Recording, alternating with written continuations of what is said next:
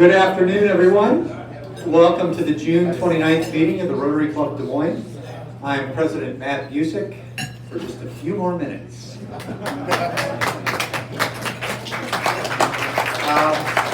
Thank you.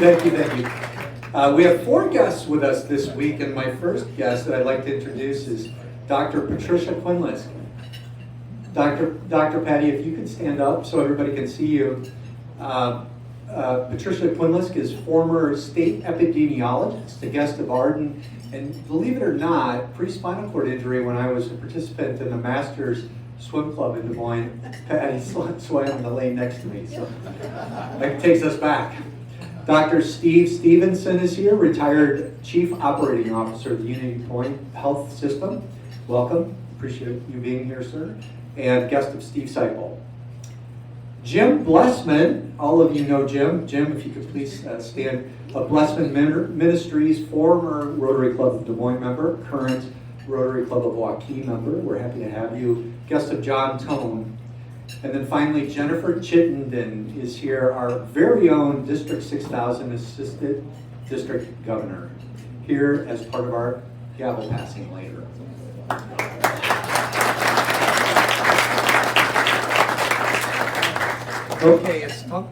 Okay, it's tumbler time. If we ask members who do not have a green dollar sign on their badge to contribute a suggested $5 due to inflation in cash. Thank you for supporting the Rotary Club of Des Moines Foundation. And I'm sorry to say this is the last. Where in the world is Matt? So last week I was at the Rotary Golf Fellowship at Beaver Creek Golf Course, and you can see that I'm part of somebody's stomach, right? Okay, so that's Tim Lilowitz's stomach. That's baby Matt. That's weird. Yeah, rumor is that was the best 18 holes I shot in my life. All right, so if you could please stand as I lead you in reciting the Pledge of Allegiance and 4-way test. I pledge allegiance to the flag of the United States of America and to the republic for which it stands, one nation, under God, indivisible, with liberty and justice for all. Now the 4-way test. Is it the truth? Is it fair to all concerned? Will it build goodwill and better friendships? Will it be beneficial to all concerned? Please greet those around you.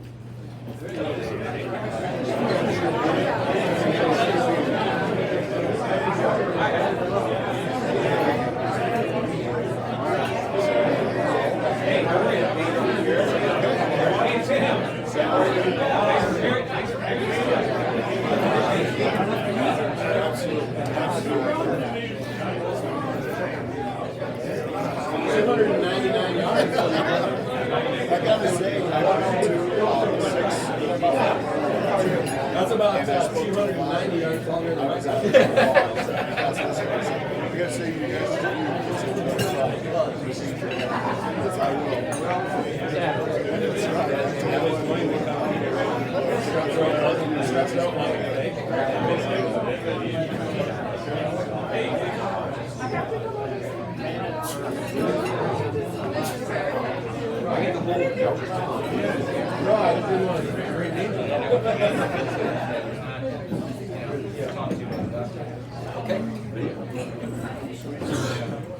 Well, hello.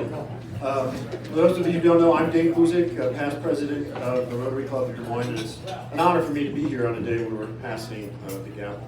I'll be introducing our guest today, Lieutenant Tony Doremus from the Civil Air Patrol of Des Moines Composite Squadron. He's based at the Air National Guard base. He is the Public Information Officer, Recruiting and Retention Officer, an aerial photographer. He's on the air crew and a ground team leader. Lieutenant Doremus served in the United States Air Force as an aerial refueling crew member during Desert Storm. And I asked him, well, what was your role? And he said, well, I was the boom operator. So that's the guy in the back of the plane that's got the thing with probably pretty flammable fuel that's trying to connect with the fighter jet. So he's got very steady hands. So that's great. And then after the Air Force, he transitioned into fire rescue. Tony was born and raised in Council Bluffs, currently lives in Van Meter, which I understand is the home of the state championship girls track and field team. So that's great. Football, baseball, a lot of other stuff, cross country, I mean. We know, I heard of a baseball player came from Van Meter once. Yes. Please welcome Lieutenant Tony Doritas.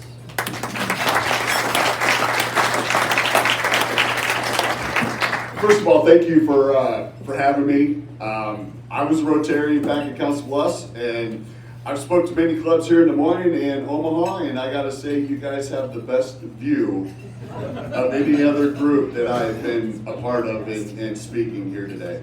So I wanted to shift gears. I want to talk to you guys about Amway also. You guys up for that? Oh, no. All right. Again, thank you for the introduction, Dave. I do appreciate it. I'm going to give you kind of a brief little history about what Civil Air Patrol, where our beginnings started. Back in December 1st, 1941, gentleman with the last name of LaGuardia, which unfortunately is one of the worst airports in America, he was a part of the Civil Defense, the office that was just created in the mid-30s. He was the first director. He commissioned aircraft, people that owned aircraft. Back in those days, anybody could build one in a barn, stick an engine on it, kind of let it roll. He acquired some young men and women to fly reconnaissance missions up and down the East Coast. As we all know, we all paid attention in history class, what was kind of building over in that time. So our air crews were responsible for sighting German U-boats off of our supply lines, off the particular harbors and such. Well, we all know what happened December 7, 1941. We were sprung in World War II. We were actually still around, but now it was older men and women flying aircraft, still doing missions now, just not on the East Coast, but on the West Coast. We were actually credited with sinking 2 German U-boats off the coast of the Carolinas with our aircraft. They were scoping the waters, we were there, dropped depth charges, basically sunk 2 German U-boats. A lot of things have changed since then. We are a non-combative unit, but we are the official auxiliary of the United States Air Force. What we have done, we have a 2-faceted program. We have a program that is designed what we call cadets. 12 to 18-year-old young men and women want to learn not just military customs and courtesies, drill, about where to wear a uniform. They learn volunteerism, much like what you men and women here in the organization do. Very active in your communities as volunteers, being the spear of water wells and polio vaccinations and such. We are the tip of the spear when it comes to community actions as far as disaster services. Some of the things that we have done in our storied past, just as recently in Davenport with the flooding along the Missouri River. I'm sorry, Mississippi. I'm from the west side, I'm sorry. We were taking aerial photography photos for state, federal, and county FEMA organizations. We were taking the aggression and the degression of the Mississippi River. Here just a few months back, the tornadoes in Coralville, Iowa City area. I, along a couple other air crews, were taking photos of the destruction, the devastation, disaster path, debris path, and things of that nature.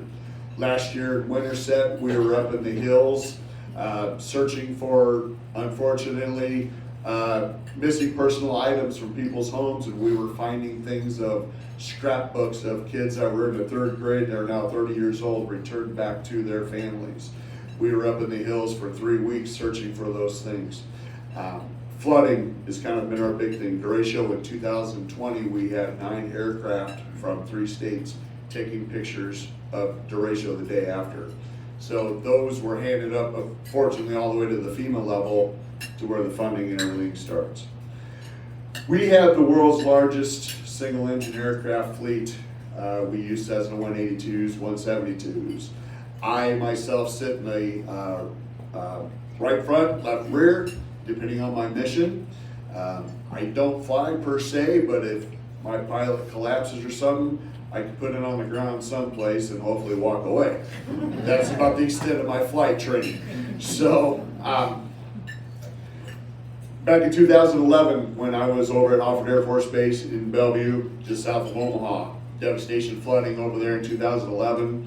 For 3 months, we were flying missions from Sioux City to Falls City, taking pictures between 6 aircrafts, two air crews a day, rotating, flying up and down the Missouri River, catching houses that looked this big in the air. The next day, they looked this big in the air.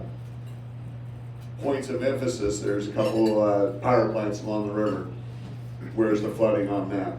So 3.5 months.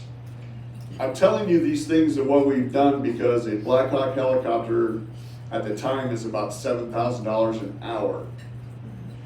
Us as a Civil Air Patrol, we were doing them at $150 an hour because we are an all-volunteer force. 2 or 3 people in the aircraft, we could deliver the same product that a Black Hawk helicopter could do at quite a significant rate per hour.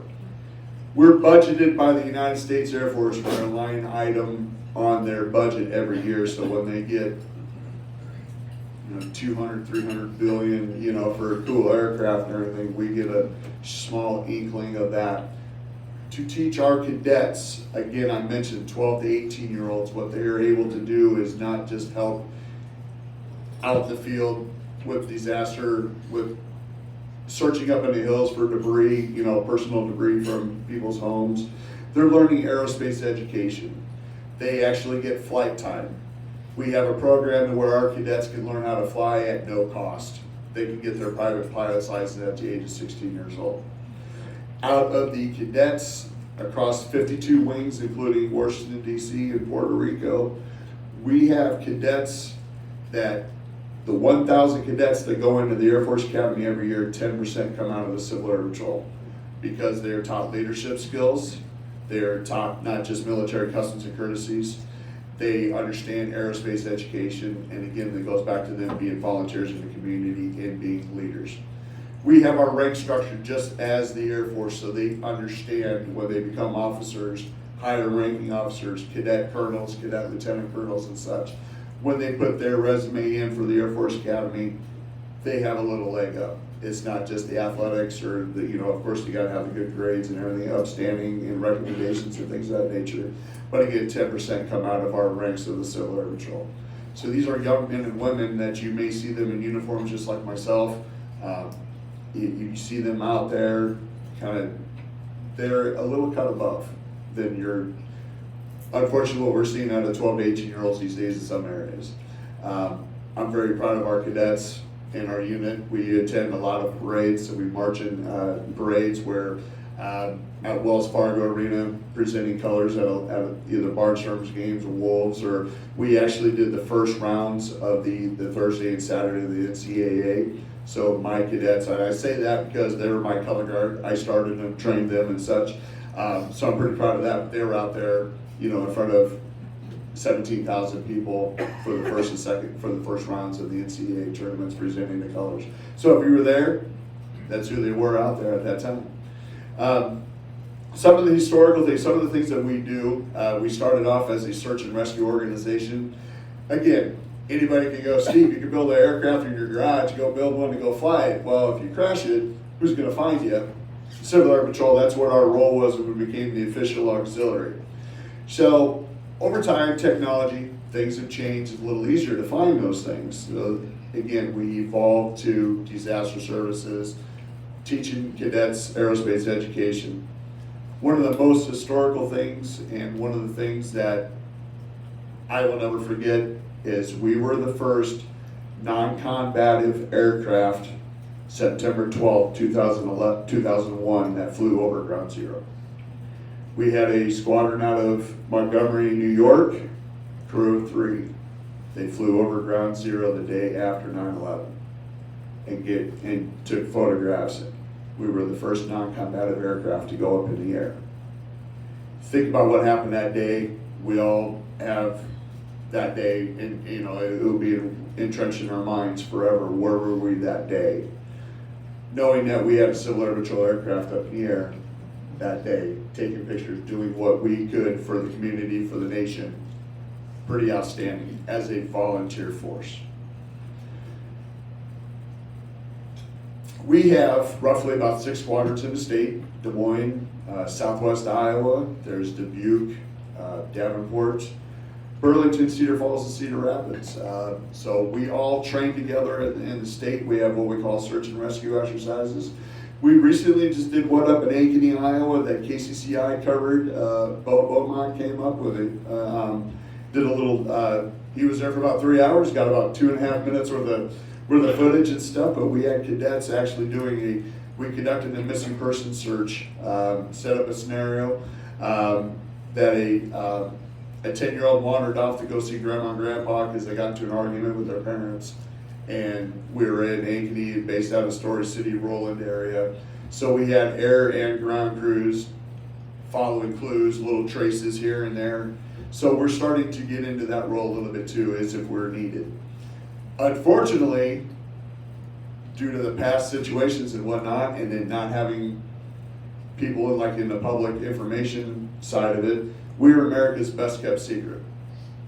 Nobody really knows about us. How many in this room, raise your hand if you've ever heard of us until here? Awesome, that's great.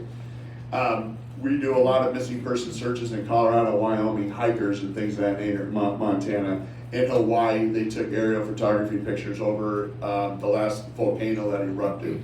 Down in the southeast, Louisiana, Alabama, Mississippi, Gulf Coast area, after any kind of hurricanes, whatnot, they're the first crews that go up in the air and take pictures. We actually can get up the next day, or when it's clear to go, we can drop digital camera. We can drop a good 2,000 pictures in a blink of an eye, and have them on the ground within 20 minutes of us refueling or relinquishing a mission. We can send them off to whoever we need to. So it's vital information that we supply to a lot of these organizations, and then they can start making quicker decisions on what do we need for assets, what do we need here, what do we need there. But it also ties up, it unties, I should say, the National Guard, the reserves, and things of that nature. Again, not just the cost, but we can deliver the same product just as much, in the very short time, we can deliver those photographs and such. So that's my main vital position on the air crew. Up in Coroville, I think I took about 3,000 pictures in about an hour and a half flying around. You'd be amazed on, you're getting this, okay, where did that come from? Where did, and everything. So you're kind of putting a story together for them. That way the counties or the state can react and do the funding, declare it a disaster area and things of that nature.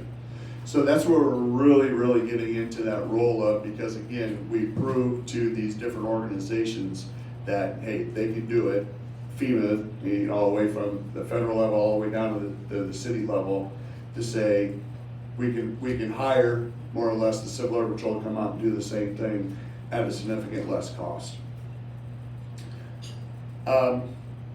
So again, that was our brief kind of history when we were born and kind of where we've evolved to. Our cadets learn this stuff out in the field too. They train often for it. They take a lot of pride in what they're doing, being a part of the bigger picture. So I know I talked pretty quick and such, so I tell you what, I'll take a lot of questions, and I heard that this group does a lot of questions. If not, I'll start talking about Amway.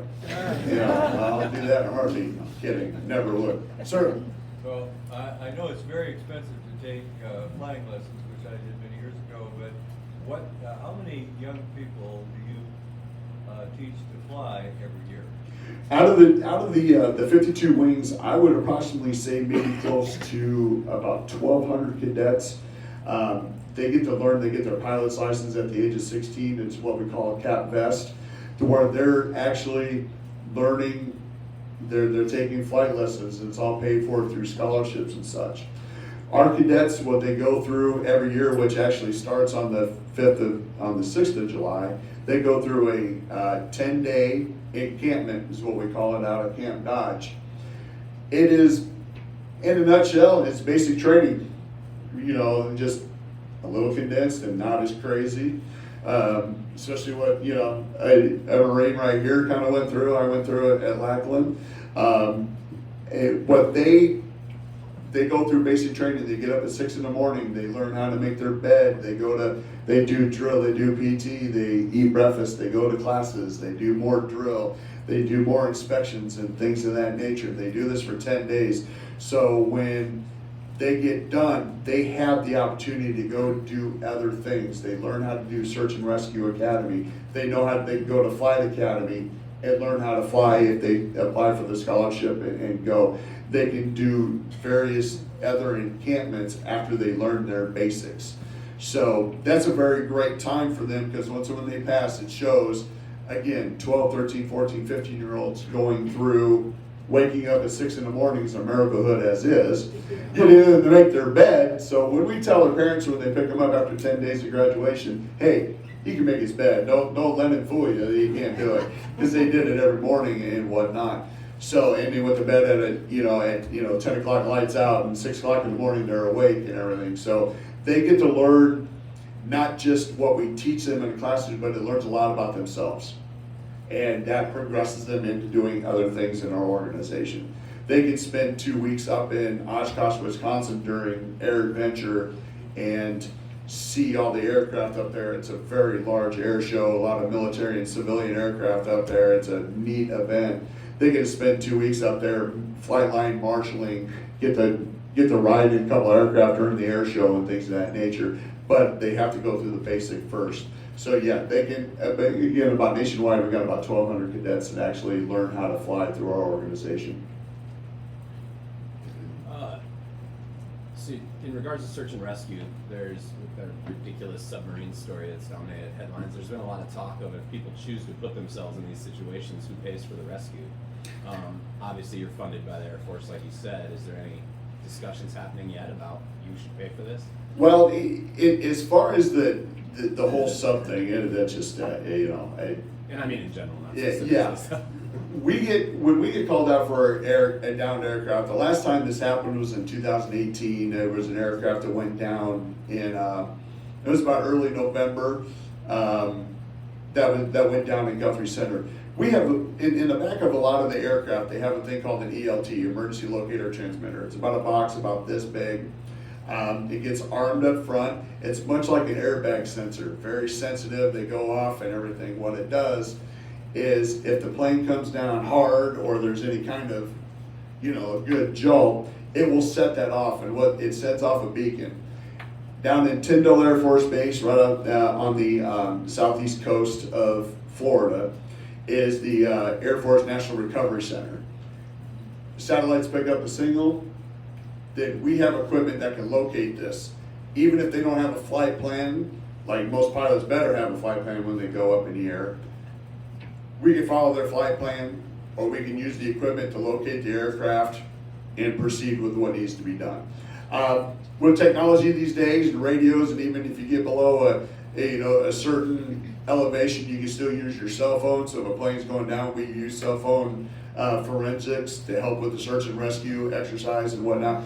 We use that a lot with when we do our missing person, or when we do have our search and rescue exercise. We'll use a downed aircraft. We'll put an ELT on the field, calling in. It's a training beacon.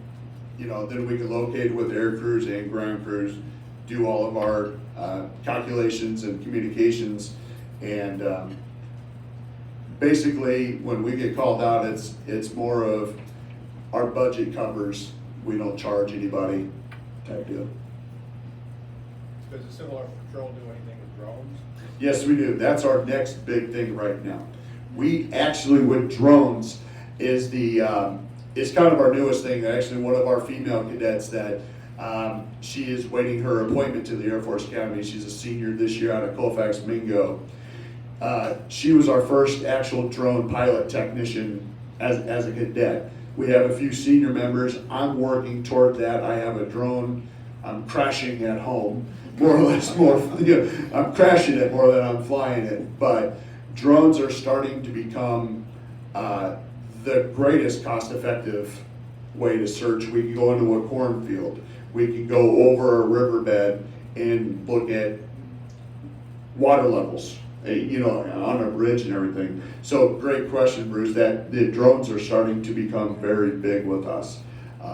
And we have grants that we can get There's some drones out there that are about $15,000-$20,000 that, you know, can tell you if it's heads or tails on a penny from 1,000 feet, you know, type deal. So drones are pretty exciting right now. What are some examples you might think of the history of people, a young person wanting to get into the cadets? How does that happen? Does it happen through school or through contact? We actually, he's asked about how do we get 12 to 18-year-olds involved in our organization. A lot of it is word of mouth. We have a cadet that, hey, has their best friend, has their neighbor or whatever. They kind of have common interests and everything. Hey, you ever think about, you know, it's pretty cool. I went flying yesterday. All of our cadets get 5 powered flights. They actually get stick time for about an hour. We set them up before our meetings and they get 5 of those at no cost. And so they may say, hey, Tim, buddy, hey, why don't you come to the meeting with me next Monday? Come check this out. It's actually kind of, you know, it's kind of, you know, it's fun. So a lot of it's our word of mouth. When we participate in parades, we're able to, you know, people ask us after the parade, how do we get involved? It's a lot of boots on the ground. It's a lot of kind of guerrilla marketing. Just kind of get our name out as much as we can. We try to get out and do, like I said, the color guard out on the courts, out on the football fields and things of that nature, marching parades. A lot of it's cadet driven, and it's a lot of people like myself in the public affairs or public information that talks to groups like this, or, you know, gets out and just kind of, hey, we had a great meeting the other night, follow us on Facebook, here's what we do type deal. So it's a lot of grassroots. We don't have a lot of budget for advertising, marketing, or things of that nature. A lot of it is our cadets, because they feel good enough to say, hey, Matt, dude, what are you doing next Monday? Come to the meeting, come check this out. It's kind of fun. Not just the flying part of it. It's, it's a bigger picture, but it's a way to get our name out and get more cadets. We actually, as the state, during COVID, we grew our membership 25%, and we were not allowed to have actual meetings. We were in front of our laptops for 3 hours. 12 to 18-year-olds in front of their laptops on a Saturday morning. Not playing a video game, not eating a big old bowl of Fruit Loops. They were in front having a meeting. We were actually conducting actual meetings, talking about boring, but 12 to 18-year-olds doing that. So that just tells you their dedication to the program. We actually grew while other states declined their memberships, squadrons folded. We actually grew as a state, and we actually grew as a squadron during that time of COVID. You have a website? Yeah, it's GoCivilAirPatrol.com is our main website, and then you can go, you'll see what other states are doing, you can see what our wing is doing, you can locate your nearest squadron, things of that nature. Just kind of give you a little overview of what we do. Again, I mentioned we're budgeted by the Air Force, but that's not all of our money. All of our money, a lot of our money comes from membership. Crazy to tell you this, and I failed to tell you, all those things that I told you about what our cadets do cost $45 a year. $45 a year, they get five aircraft rides, they get their uniforms, they get all this thing to be training to be active, great community leaders. It may give them a leg up to get into the Air Force Academy, or a leg up into getting into the Armed Forces. But we're not a recruiting service for them. But if there's a young man or woman that's interested in joining, especially the Air Force, this is a great program to give them a legs up. Because I was a cadet, I went in and I was an E2. I had a stripe on my sleeve already because of where I achieved in the Civil Air Patrols. At the very least, it gave me more money, right off the bat. But it gave me, I was our flight leader. So I knew, again, how to dress the uniform. I knew how to do this. I knew how to do, a lot of those little things that they had to teach you. I walked in with knowledge and such. And then our third way that we got money, we get endowments. A lot of, believe it or not, a lot of lieutenant colonels, retired brigadier generals and such. They made it in the aerospace after their time as a general or whatnot. They leave money endowments to us. So we have an endowment foundation that actually meets with them and says, how much money do you want to set aside, for the Civil Air Patrol? And a lot of those young men and I shouldn't say young, a lot of those men and women that retired Air Force that were very successful believe in our program because they, at one point in time, or very often, they ran into somebody with the Civil Air Patrol, or they're very familiar, or they were a part of it. I had a lot of hands that came up. I'm telling you, I'll get Amway, I'll start talking. Okay, I think that's it. Hey, thank you very much, everybody. I do appreciate your time.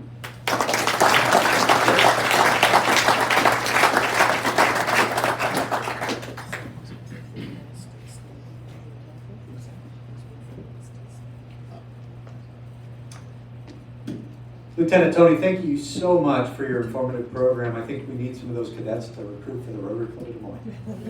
Thank you. As a token of our appreciation for the time you've invested with us today, we're going to give a book in your honor to the Des Moines Public Library. The book will become part of the Rotary Rosie Reader Van Collection. This is a traveling library that has reached hundreds of library consumers over the past several years since our foundation was able to give a donation for its purchase. So now what we're going to do is transition to something that I've been looking forward to for a while. No, I'm kidding. So today is the gavel passing day, and it's a time of reflection for all past presidents. So the first thing I'd like to do is begin by asking all past presidents just to stand for me so that we can honor you and thank you for your time leading this club.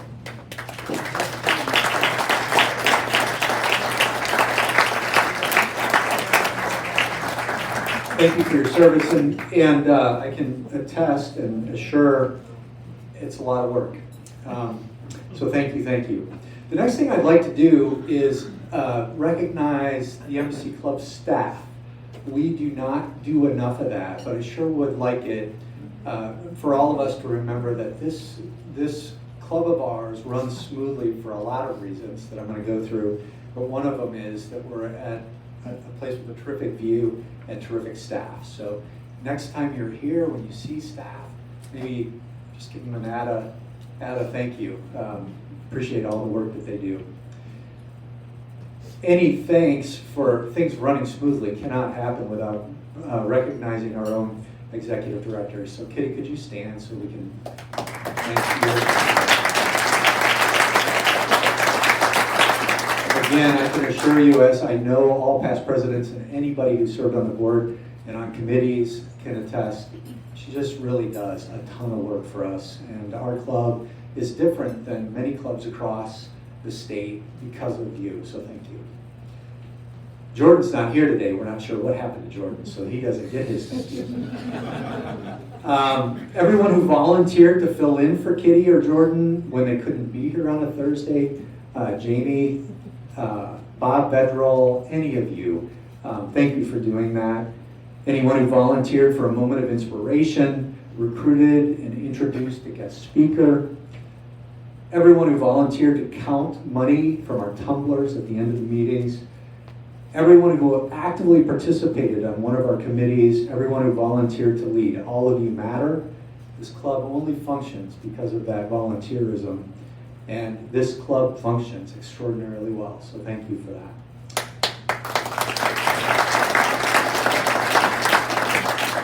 Okay, I would like to make sure we recognize this year's committee chairs. So first, awards, Bob Bedrell, Community Service, Sue Woody, Financial Oversight, Andrew Howe, International Service, Chris Anderson, Local Scholarships, Scott Bennett, New Member Orientation, Carter Smith, Programs, Mark Lyons, Youth Exchange, Dan Conley, Community Grants, Al Gross. Tons of work. So is anyone who I just listed, if you're here, please stand so we can honor you. Scott Bennett, Carter Smith. Sometimes what happens is when you work so much for the Rotary Club of Des Moines, you feel like you need a break. So it is summer. All right, next what I'd like to do is recognize our directors and officers. Past President Catherine Staub, President-elect Becky Greenwald, President-elect nominee Kevin Kassier, Treasurer and Secretary Ashley Bonenkamp, Sergeant-at-Arms Tim Lilwitz, at-large board members Josh Brady, Christina Smith, Colleen Rogers Messenger, Jason Stuyvesant, Kathy Cody, and Paul Johnson. The reason I think it's important today to make sure you know that this infrastructure is in place and working like a well-oiled machine behind the scenes is that's why our club is different than many. We really do work hard behind the scenes, and I really appreciate it. So if anybody on my board for this year is present, please stand so we can honor you.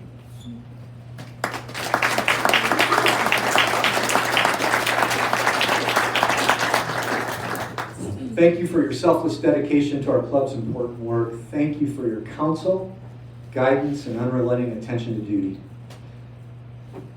Now, today is when we traditionally honor our Lifetime Service Award and Rotarian of the Year. Unfortunately, neither of this year's recipients can be in attendance today. So both will be awarded on the 13th. Remember, we're not meeting next week because of the July 4th holiday.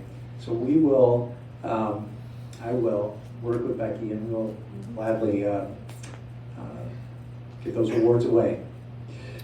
So we're still doing okay on time, Becky. I would like to spend just a few minutes recapping 2022, 2023, but before I do, I want to share my personal journey with Rotary.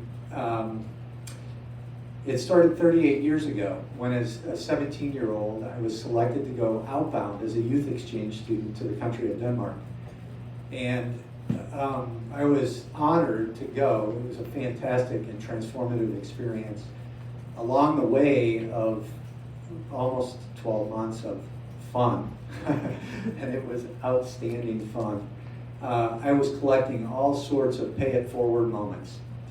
And in the span of my time in Denmark, I vowed to come back to the United States. And when my career stabilized and life was in the right spot, I would join a Rotary Club and try to give back. So guess what happened? I came to Des Moines in 1997, and past District Governor Dale Belknap, now this is a HIPAA violation, but a patient of my wife's. My wife was talking, and he was all in on Rotary, talking about Rotary, and she said, "Oh, my husband went to Denmark as a Rotary Youth Exchange student, and guess what? I was recruited to the Northwest Rotary Club of Des Moines." And so I spent just under 3 years at Northwest Des Moines. Eric and I were in that club together. Where's Eric? There he is. And it was a fantastic experience. Again, at that time, you might remember, Rotary really paid attention to attendance. And of course, as a good rule follower, having freshly left the Marine Corps, I traipsed all around this community and visited virtually every Rotary club, trying to make sure I maintained my perfect attendance. In fact, I think I may have crossed paths with Bruce a time or two in different clubs, because at that time I think you were doing the same thing. But what I recognized is that of all clubs, and I loved the Northwest Rotary Club of Des Moines to death, but of all clubs, this club was the club that was the right club for me. And so life got in the way. I resigned as a Rotarian for a couple of years in order to finish up grad school, raise babies, kids, build the practice that I'm now in the very end stage of life with. And then I had a spinal cord injury as a result of a tough wrong place, wrong time moment on the southern edge of Maui, and life was reset.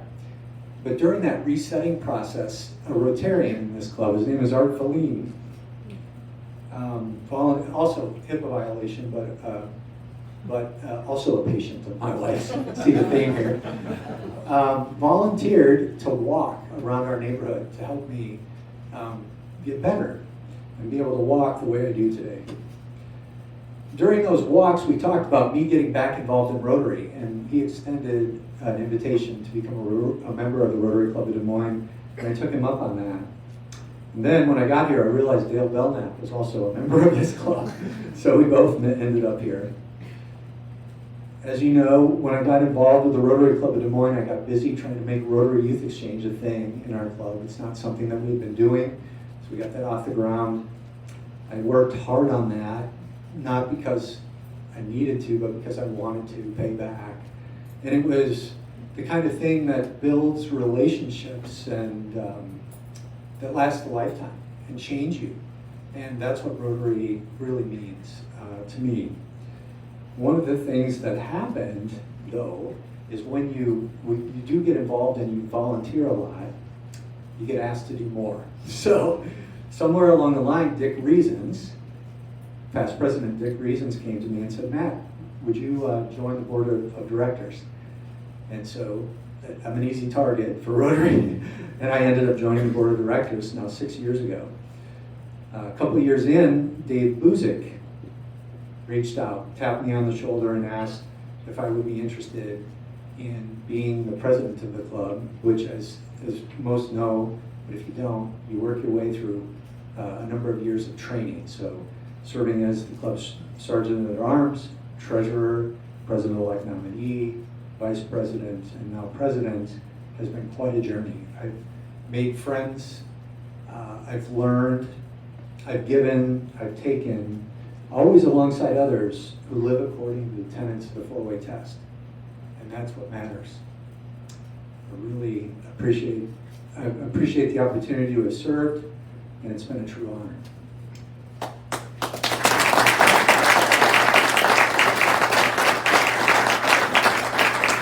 All right, so when we got Rotary Club of Des Moines 2022-2023 year started, we initiated some strategic planning. We hadn't done strategic planning in a while.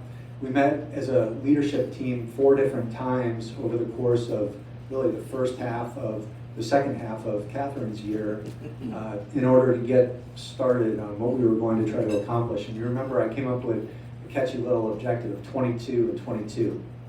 The idea was to try to grow the club. I didn't believe that we would get to 22 net new members, but I liked the way it sounded. And the idea was we needed to turn around the trend of shrinking the club's member loss. And so we rallied as a group. We came together, did strategic planning. We came up with a communications plan that Vice President Becky led. We came up with a retention and engagement plan for our members that President-elect nominee Kevin Kassir led. And we came up with a growth plan to try to recruit new members that I led. And here's what happened. So if you look at these numbers, I don't know if everybody can see them, but what you see is stacking from Rotary year 8 years ago through down to the bottom.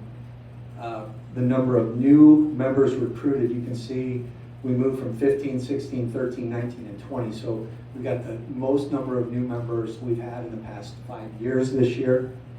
And then if you look at the next, resignations from our club, we have only lost 23 people this year for a net -3, not a net positive 22, but we've got the trend reversed. And we've built a foundation that I get to turn over to Becky, and as you know, turn over to the long line of people who stepped up to lead this club going forward, and hopefully we can keep the momentum going. So with that, Becky, if you could join me at the podium. It's now my honor to welcome our new president, Becky Greenwald. Becky, welcome to your year as president of the Rotary Club of Des Moines. Here is your gavel.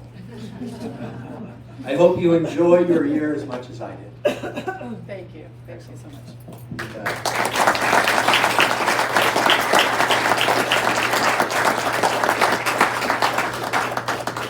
Well, let's give him another hand. Matt has done so many things. He put in a lot of hard work, time, determination, and really stewarded us through this past year and turned the things around. So we'll continue in your footsteps and big shoes to fill. So thank you so much, Matt. So now you can't go away empty-handed. So of course you have a new name badge as past president that you'll be getting, and we have some items here for you. You also will have your president's pin. your own plaque for the wall about your presidency. And you got a special collector's edition of the flat mat on a stick.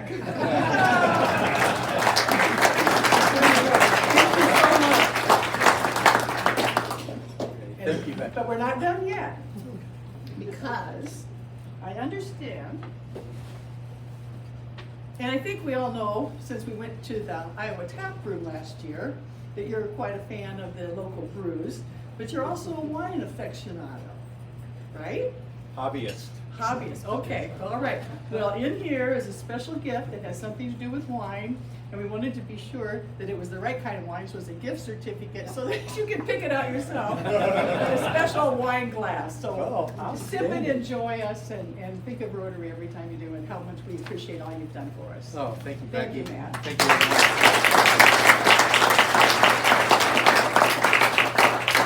Okay, now, well, I want to welcome our new board members, Ashley Malani, Claudia Schabel, and Carter Smith. No Carter's here. So Carter, go up and stand up one more time. Thank you for coming onto the board. And also, I get to unveil our new Rotary Year banner. So with the new president comes a new banner. And this is when I feel like Vanna White here. But I want you to see this, the first showing in Des Moines at noon, Create Hope in the World.